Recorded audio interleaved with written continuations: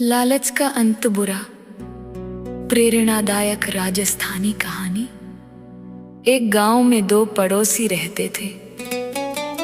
पहला किसान बहुत मेहनती और ईमानदार था, जबकि दूसरा किसान लालची स्वभाव का था।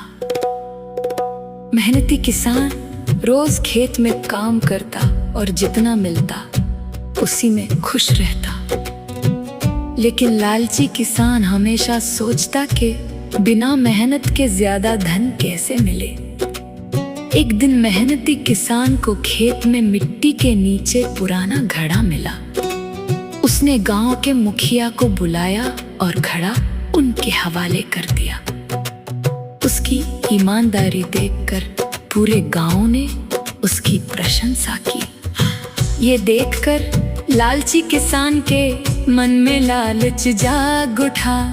अगले ही दिन वो अपने खेत में जगह जगह खुदाई करने लगा। कई दिन तक मेहनत की, लेकिन उसे कुछ भी नहीं मिला। उसने और ज्यादा लालच में आकर दूसरे की जमीन पर भी चोरी छिपे खुदाई शुरू कर दी। गांव वालों ने उसे पकड़ लिया और पंचायत में ले गए। पंचायत ने उसे समझाया कि जो धन मेहनत और ईमानदारी से मिलता है वही टिकता है। लालच इंसान की इज्जत भी छीन लेता है। लालची किसान को अपनी गलती का एहसास हुआ। उसने सबसे माफी मांगी और मेहनत से जीवन बिताने का संकल्प लिया। कुछ समय बाद उसकी फसल भी अच्छी हुई और वो खुशहाल जीवन जीने लगा। सीख, लालच का अंत हमेशा बुरा होता है।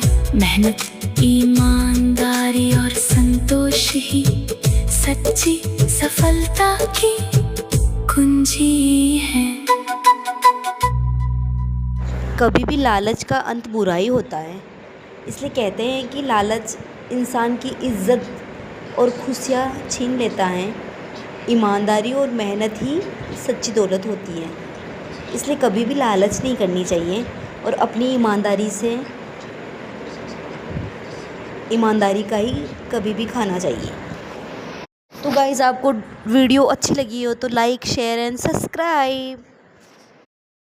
राधे राधे, जय श्री श्याम।